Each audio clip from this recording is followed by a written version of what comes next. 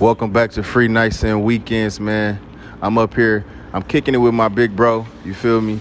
He is staple to the community, always around in the community. You feel what I'm saying? So I want to go ahead and let him introduce himself to the platform, to y'all people. The name is Sultan Hannibal El Bey, better known to the public as Ugly the Sensi, the best in the Midwest in terms of movement. I coach an array of different styles that's been developed into my own. The toolbox is vast. Certified USA Olympic weightlifting and sports performance, certified USA powerlifting, CrossFit level 1 coach, certified Nesta MMA conditioning, certified NASM personal training, NASM corrective movement. And then I'm also 200 hours RYT certified for yoga. So I do believe in everything that I push and keeping it well-rounded. In terms of my fighters and athletes like that, I tell them if you can't dance, you can't fight. So I've always incorporated ballet, Afro beats cardio, yoga, Pilates as a staple into our program that goes along with the strength and conditioning. So most people just focus on the strength portion, or they rely just heavily on the cardio instead of realizing that the body is a well-oiled machine if you make it that. So that's my stance. That's where I come from.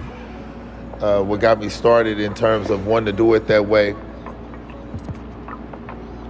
is similar to the Bruce Lee philosophy of what he was looking at with fighting. Instead of just being fixed on one style, one modality, to understand that everything is connected and it is what you make it. So basically kind of like being fluid, like as he would say, like being like water, you know what I'm saying? Yeah, that's one aspect of what he was saying, because water can take on so many different forms. It can be solid, it can be liquid, it can be hard, rushing, soft, gentle, but water is to be respected at all times. Water takes the lives of many people every year, but yet a few drops and no one thinks nothing of it. You can flick some water on someone, no one thinks anything of it. That can be a refreshing moment. But at the same time, though, you can sink under some water and never resurface. So water is what it is. It's just like the human body. The human body at certain points are palatable. You know what I'm saying? You can move the body a certain way, other times it's stiff. But as long as there's life in the body, breath in the body, a soul in the body should not be stiff and rigid like that. Our bodies are meant to be fluid, with a wide range of movement and motion. And the only way to do that is to make sure that you train the body in a multitude of different ways. So can I ask you this real quick, right? What would you say that you got your philosophy from? You know what I'm saying? The way that you think, or the way that you might combat life on different situations with, as well as your wellness plan? Quite honestly, it was curtailed due to being Muslim, Islam, because first sports, football, things like that, you know that you need to be bigger, faster, stronger than the next athlete. Right. I was definitely a young man with dreams and aspirations of becoming a pro athlete. My grandfather played in the Negro League. Oh, wow. 2 uncles played pro baseball. San Diego Padres retired my uncle's jersey in 2015, Gary Templeton. Okay. First shortstop with 100 hits on both sides of the plate in a single season with 20 stolen bases. Okay. We out here, you know what I mean? Family line is strong with the DNA. We call it the gene. Right. Certain family members got it, certain ones don't. I definitely was one who got the gene. 47 seconds in the 400-meter dash coming out of high school, 4.40. You know, it just wasn't meant to be. Gotcha. Islam helped me to accept my plight and my faith in my fate in life. Because like a lot of young men, I beat myself up knowing that I was that athlete that could have played on Sundays. That could have been on the baseball diamond at Tiger Stadium playing. But it's like the book Who Moved My Cheese, I had to realize that dream was lost. That dream was gone. Right. And it wasn't meant for me. Right.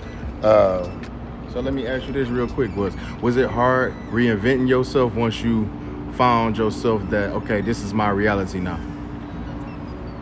No. Okay. Because I believe life reinvents you on its own. Life shaped me. It's whether or not you're willing to go with it or not. Okay. The book Who Moved My Cheese. Okay. You know, I could have kept going down the maze looking for the same place that my cheese had been all that time. Or I could realize that my cheese wasn't gone, it had just been moved. So for me, the same work and work ethic that it took to be the best on the field or the best on the diamond or the best on the court was the same work ethic that it was going to take to be successful in this. I just needed to find my niche. My freshman year of college, I had a business teacher tell me, a business professor tell me, he said, look, the business world is saturated, but it's always room for one more good one. He said, and you're one of the good ones, just find your niche. I like that. And I never forgot that. Here I was wearing blue Dickies, blue Pendleton, blue Chucks to my class that he was instructing, looking hella gang banged out. I was relating the information to selling dope. When he asked us about inventory and did we understand inventory and supply and demand, right. I related it to an ounce of dope at the time. Never forget it. Right. I was like, well, no, I could spend $1,100 on an ounce of dope. I doubled it up. I didn't really make $2,200. I made $1,100. But I'm gonna reinvest a G of that because $100 I need to eat different things. Right. So I'm gonna reinvest 1,000 of that though. Okay. So now that 2,100 gonna become something. Okay. When I double up that 2,100, now I can break that down, put a little bit in my pocket, right? So as I was explaining this in the class, and I had all these predominantly Caucasian students turn around looking at me like, what the fuck is he talking about right now? Is he really talking about selling crack? Right. In the middle of our college class? And instead of being offended, my professor said, that's phenomenal, exactly. Kids, everybody present, you got to be able to relate the information to something you know to make it make sense. He was like, what he's describing is something that's well known on the black market. Right. He said the black market and Wall Street are the same thing. Right. Our regular market, black market, same thing, just one you can go to prison for, one you can't. Because they're doing the same thing, the principles are the same. The philosophy is the same in many ways. A hustler is a hustler.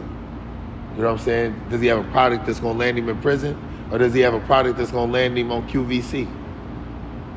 It's just one of the two. It's the same thing with this fitness thing. You have, in this world of fitness, you have so many guys that want to push gimmicks. So many men and women that want to push gimmicks because they really don't know their craft. They really haven't put any passion into it. They haven't put any effort into it. They haven't put anything into studying this thing. So when they don't have a real product to offer, when they don't have a real skill set to offer, it's to offer the gimmick. What's next? Oh, okay, well, I see these people are happy about wearing waist trainers and sweating in a hot class.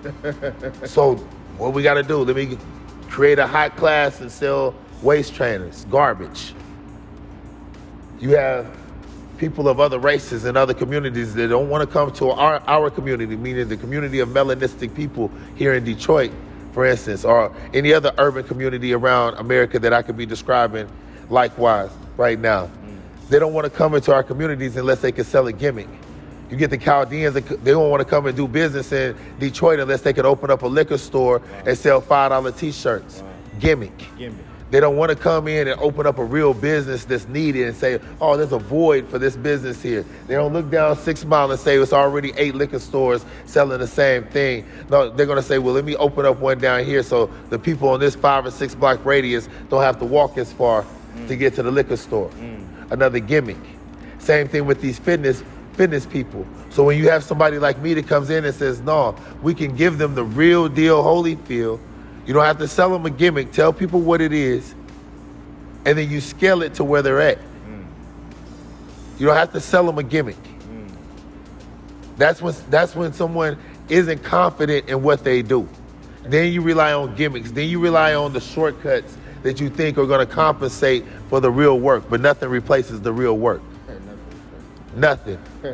So I don't care what genre, what field you in, everything is continued education. A doctor, I don't care how long he's been a doctor, is continued education. Registered nurse, continued education. Can I ask you a question real quick, right? Because you were saying that you request all your athletes and your people that you train to learn how to dance. You know what I'm saying? How important is the hips? Because I heard that was a very key important. It's not that they have to know how to dance. They attempt it. Okay. They attempt it. Attempt to move your body in a different way. Remove themselves from the rigidness, because yes, the hips are very, very, very important. It's at the root of everything. When the hips are tight, it negatively affects everything else you have going on. Wow. Tight hips reduces the power in your bench press. It reduces the power in your squat, deadlift, snatch, clean and jerk. Reduces the speed in your sprint. So all these things that you need to build your body up phenomenally, to be in the most elite and optimal shape it can be in, is being restricted and hindered because your hips aren't open. Reduces the range of motion. Wow. So now your squat is above the knee instead of below the knee. So you don't train it the same way. A yoga pose that you can get into that can help alleviate certain pain, but you can't fully get into the pose because the hips are too tight. Can I ask you this question though? Because I'm not very much educated on yoga, right? What would be the beneficial factors of having yoga or doing yoga, and how does it mentally stimulate? Well, there's quite a few benefits of yoga. There's quite a few benefits of movement, period. But with yoga in particular, what I would say is, because it has been so obscured in the black community, it has come forth with negative connotations, whether they're Christian or Muslim. From a religious standpoint, because so many people view yoga as Buddhism, and they're two separate things. An active Buddhist does yoga. They view it as an intricate part of their life and their faith, the practice of yoga, to keep their body stimulated, to keep the mind and body connected. Because yoga is to connect mind and body, to connect the breath to the movement. So if a person is keeping their back straight and they're breathing in a pose, then they're doing yoga. It doesn't have to be a full flow. That's why, in my personal opinion, much of what's been put out in terms of telling people to stay away from yoga is inaccurate. Because it's being based on, it's politicized, in my opinion. Yoga comes from us. It comes from melanistic people. It comes from the people of Africa and those Africans who migrated into India. Those people first being melanistic.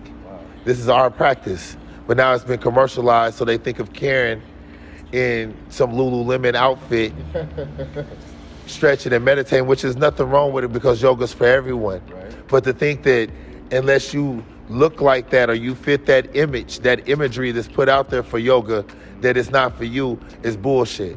So listen, you talking some powerful shit, dog. So I want to dive deep with you like we always do off camera, right?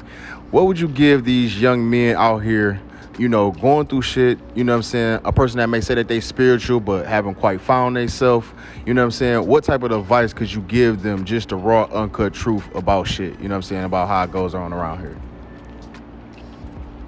I would say first, quiet the noise and find yourself. Many of us had the benefit of going to prison. And I know you say that's That sounds like an oxymoron. It does. Like, what do you mean, the benefit of going to prison? Exactly. But I'll tell you though, as a believer, you know, Sheikh Al-Albani from Islam said, everything that happens to the believer is good. He said, if you send me to prison, I worship my Lord more. So you take a man like me sent to prison, being on top of the world, on top of his craft. They took my gym from me. Political prisoner, 22 months. But I learned to worship my Lord more, rely strictly on my Lord. So when you come out here, you see that people are really frustrated with you when you've had the opportunity to find yourself. It's a source of frustration for them because they haven't had that opportunity to step away from the matrix and look within to really find out whether or not this is for them and what's the truth and what's not truth. Most people are strictly, they're bullied into believing a certain way, or they're pressured into believing a certain way. It's kind of like Kanye says on the College Dropout, like, you don't want to drop out of school because of how your parents are going to feel, even though you know it's not for you. Right. Many of our fellow brothers and sisters who grow up in these communities knowing that Christianity is not for them, but they're afraid to break away from it because they're going to, you're a demon now. Right. You don't want to go to the church. You don't believe in Jesus. You're a demon now. Right. Not realizing that, for instance, Muslims still believe in Jesus. Right. We just don't deify him. We don't believe that he's God or equal with God. So without that dialogue, without those type of conversations, then oftentimes we're left with those walls put up where we don't have those discussions to realize, hey, we're a lot the same, to where we can be neighborly. Christianity, Judaism, Buddhism, Islam all require you to be neighborly, to be great neighbors. All of them. Yeah. So if everybody was really practicing their faith, what's the beef? What's the beef? Islam says, mind your business. The Sunnah says, mind your business. If it doesn't concern you, mind your business.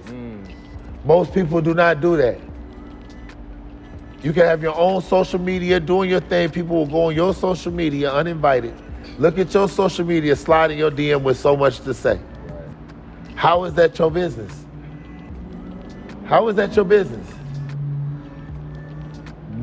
Women nowadays upset when you say, hey, you're jumping into the business of men. This is between two men. Because the way two men interact and settle something is not the way it's done between a man and a woman or between two women. Period. And this is where a lot of things are getting obscured because now we want to make everything so even. You go into, for instance, you go in to buy sunglasses now. And they want to say everything is unisex. You can't even say, hey, where's the men's sunglasses at? Oh, they're all unisex. No, they're not. This is clearly some feminine glasses. Wow. But what's wrong with stating the masculine and the feminine? The yin and the yang sign is the masculine and the feminine. They're balanced. But we want to keep digging into that balance. We want to keep messing up that balance. That's really what's wrong with the melanistic community now, is that they figured out how to poke into that balance where we were all together at once, 60s, 70s. The man going out working hard for Mr. Johnny, as they used to say. She knew he was breaking his back, what all he had to endure, being ridiculed and belittled as a man, but still standing on his square, fighting hard for his family, come home. And he had that equal empathy for her, knowing she working for Miss Millie as a maid, also working a second job down here at the factory or whatever. So they had that equal empathy for each other, that they were fighting together as a family. And as long as they stayed together, they could fend off whatever was coming their way.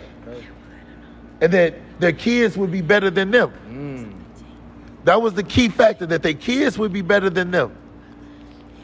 But it's an old movie, it escapes the name of me now, but it had James Earl Jones starring in it and whatnot. It was back in the 70s. And he was dating a woman. Every time he brought her something new, she would have to hide it when the caseworker would come over. Because she wasn't allowed to show that she had acquired any new things for herself because she was on state aid. State aid should be just that, aid, meant to help. But most people don't know who they are, where they come from, their birthrights, mineral rights, anything that they really have coming to them, because they don't know who they are. Right. And even in Islam, because Islam has been whitewashed.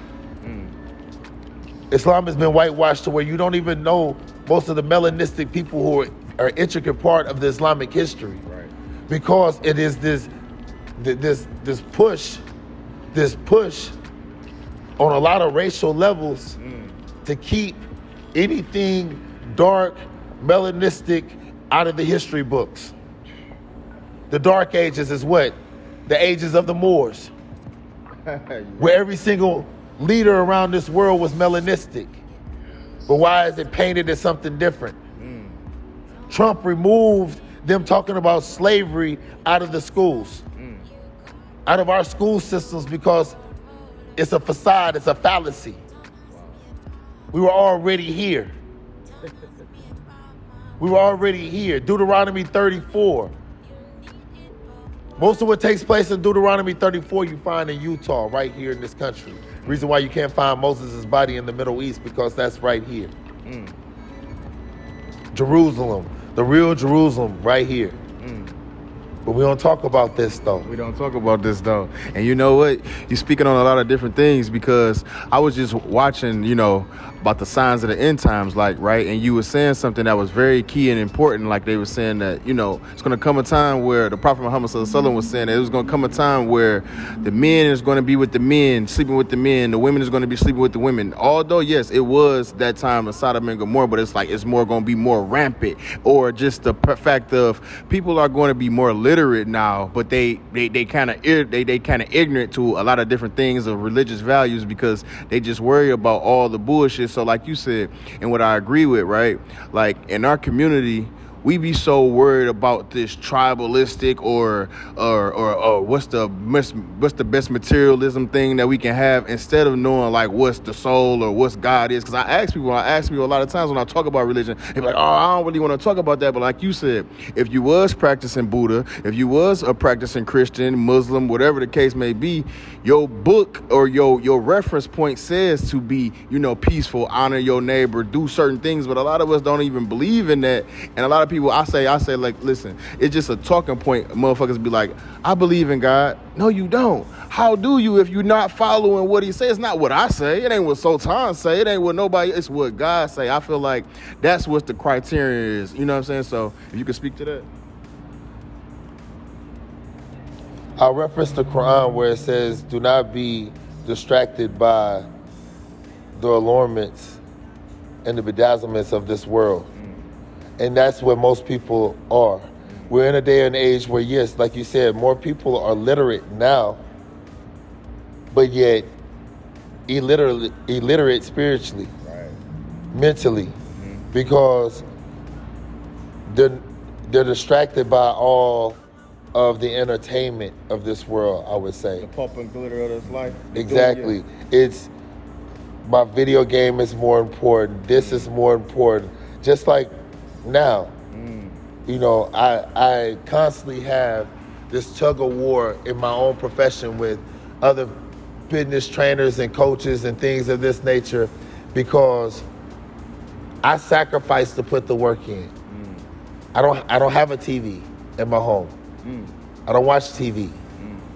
I spend that time reading, cultivating me, which helps to cultivate my craft. It doesn't have to be the fact that I'm reading on something specifically fitness related, but to me it's all encompassing. Right. Like when I was reading my most recent read was a medical apartheid. Okay. All of that is all encompassing in terms of what we're doing. When I have a person ask me, I can tell them how to squat, how to lunge, repetition in terms of programming. But what about when they come and say, hey, should I take the COVID-19 vaccine? Because of the pressure being put on them to inject themselves with that poison. Right. See, right there, that's also where faith comes in to play at. Right? Right. Because in Islam, we don't take anything to be preventive. That's not what it is. We don't take stuff to be preventive. We take stuff, once we have something, we know what the cure is. We diagnose and then implement the cure. Right? We have faith in the Most High in how we live, how we move, knowing that our body has rights over us, which is one of the reasons that a person needs to train on a regular. where Prophet Muhammad sallallahu alaihi wasallam said, "Eat till your stomach is 1/3 full, drink till it's 1/3 full, and leave a third empty." This is what I instruct my people when they ask me about nutrition. I tell them, verily, honey is a cure for the stomach. I tell them to start off with fresh ginger in the morning time. I tell them to start off with 40 ounces of water upon the first 30 minutes to wake up to shock the body. It's not a whole lot of strict things I give them in terms of their dietary needs. I give them an overall syllabus and say, hey, these are some of the boundaries you want to stay within. These are some of the things that you want to implement, but understand that this thing is all encompassing. Your mental health depends on it. Can I ask you a question? Sure. So you say start off in the morning with the ginger, I know, and I know some other things like the burdock and all of that, and so. But the ginger in particular, because the ginger is all disease starts in the stomach, and in particular, the ginger promotes the good bacteria in your stomach and it's marching orders for the bad bacteria in your stomach. So not only does it start that process of removing the bad bacteria out the stomach, but it also increases your energy levels early in the morning. It gets you wanting to move and do different things so that you can go train. So you can go in and get that stuff knocked out and then conquer the rest of the day. Okay, so after you say do the 40 ounces of water, right? So can you give the audience another step of like your diet as far as like how do you start your day off after that as far as like your eating? I mean, well, personally, everybody is different. Honestly,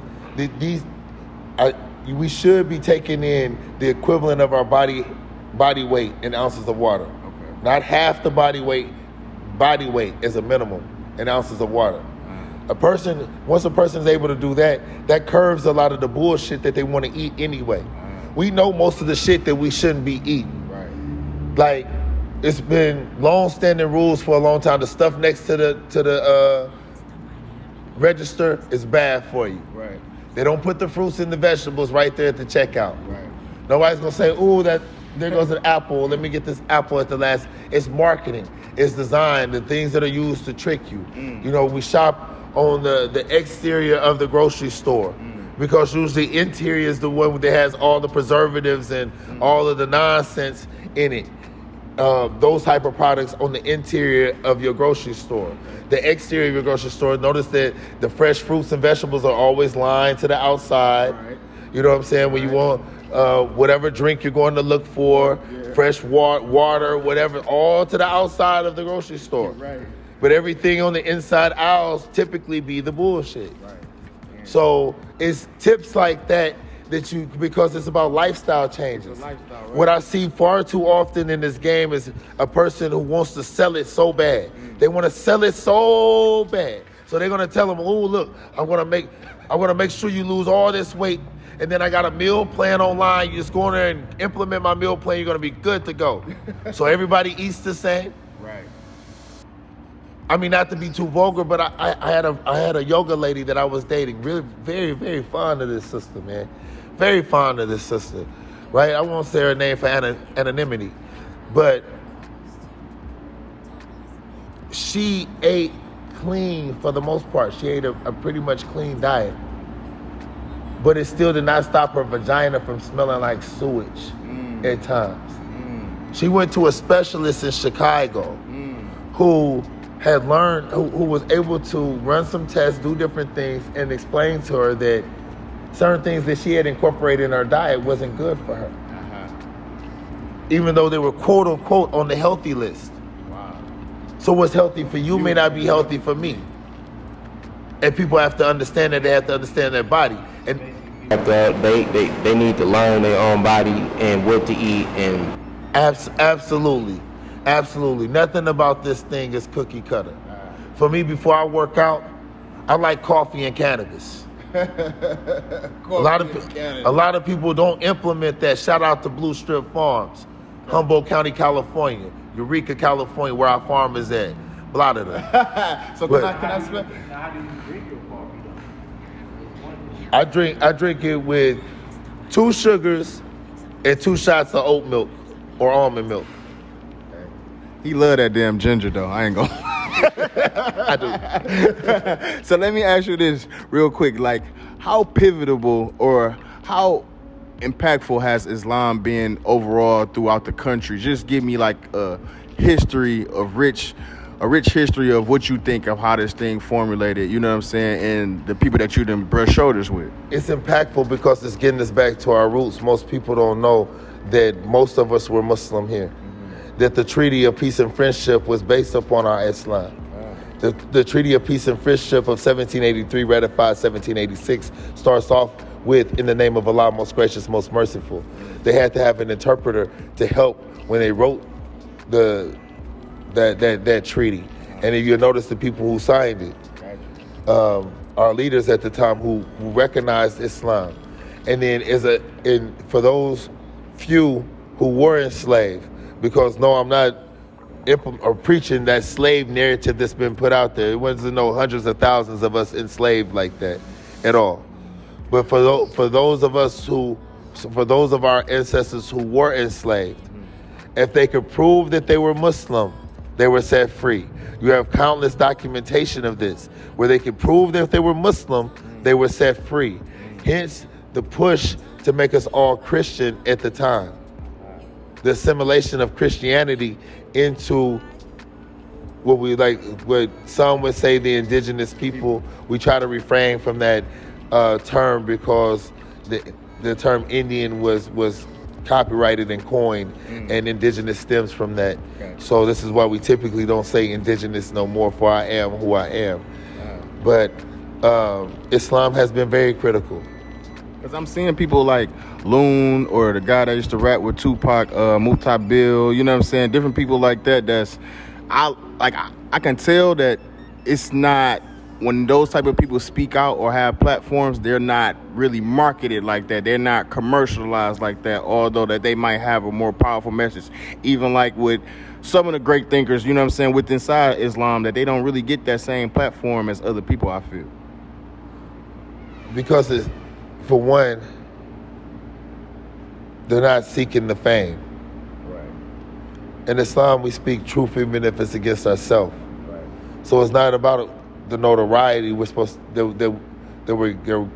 we could or potentially gain from it, because then that nullifies the message in and of itself. And we know that as Muslims, that everything is based upon the niyyah, the intention.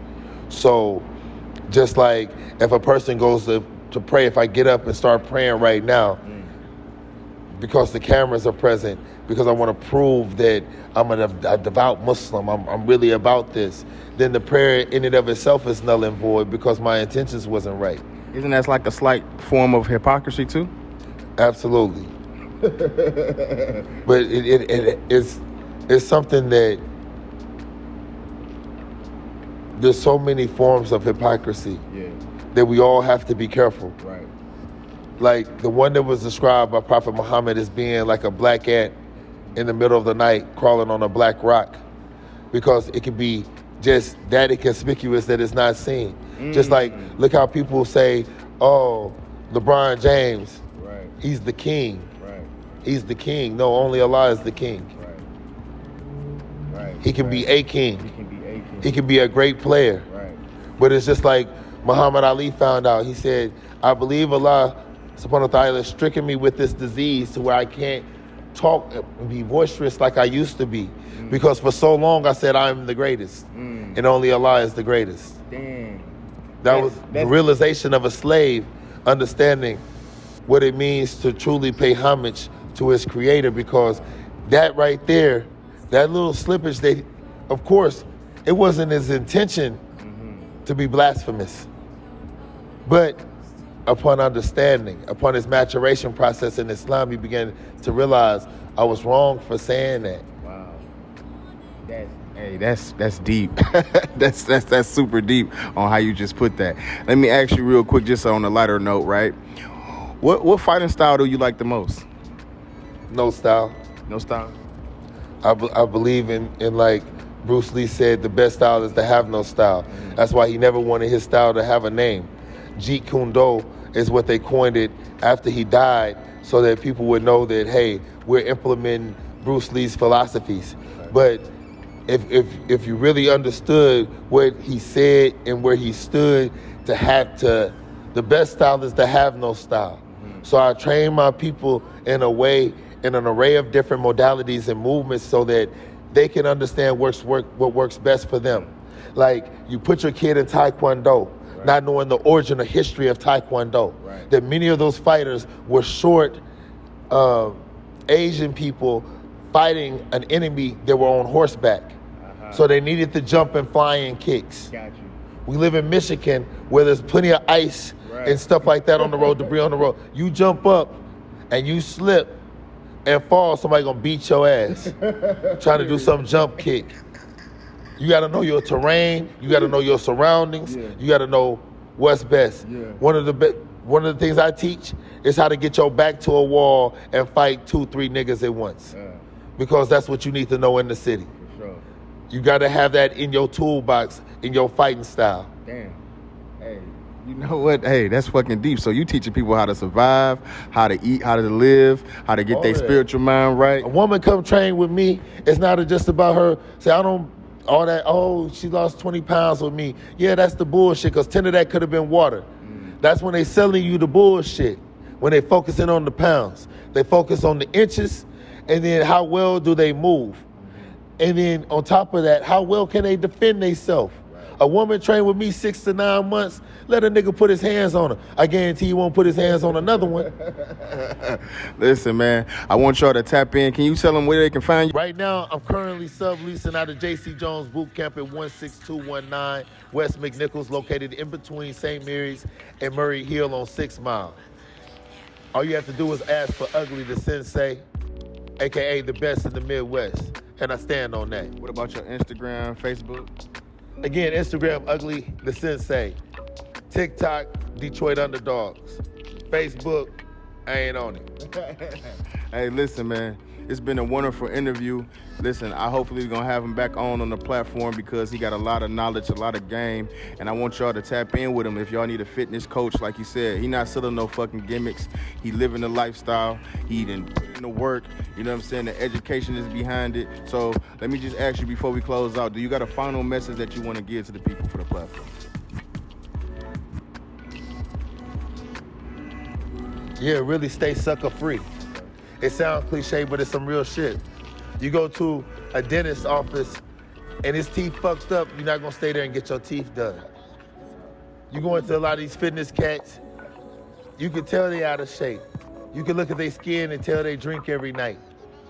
You see a little belly hanging over their waistline, but they wanna tell you what not to eat, what not to drink, what not to do. Learn to enjoy your life. It's about quality of life.